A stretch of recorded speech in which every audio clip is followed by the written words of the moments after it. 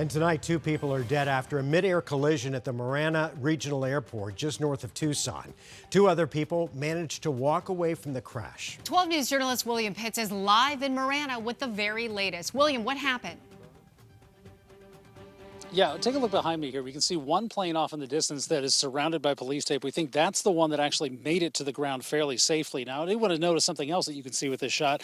This airport doesn't have a tower. It means there's no one telling these planes where to go, who's near them, what to avoid. It's up to the pilots to pay attention and talk to the other pilots on what's called a Common Traffic Advisory Frequency, or CTAF. So in general, that means the responsibility is on the pilot.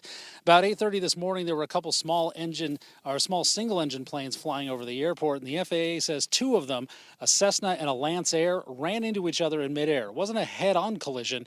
One of them managed to make it to the ground. The other, though, crashed and caught on fire. 2 individuals were located deceased. The other 2 individuals did not sustain any serious injuries, and the NTSB is currently en route to further the investigation. Yeah, it's amazing that they were able to walk away from it, and we're glad that they're okay. Yeah, it's an unfortunate event. Now, this is video you're seeing here shot by a guy who was working nearby. He said he didn't even hear the crash. He just looked up and saw that big plume of black smoke later on. Now, the FAA says it is investigating the crash, and so far police have not released the names of anyone involved in this. But amazing that 2 people managed to walk away from what is basically a mid-air collision, guys. Well, I guess I'm asking a kind of a dumb question here, but is it common for small airports like this to not have a control tower?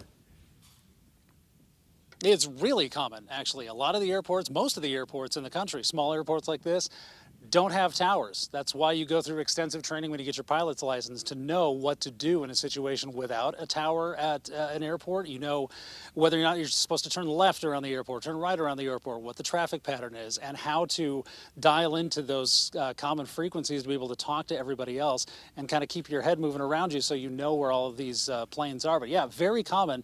And it doesn't necessarily make these airports unsafe at all. It's very common not to have anybody in a tower. Yeah, maybe it's over communication by the pilots. Yeah. All right. Well, thanks.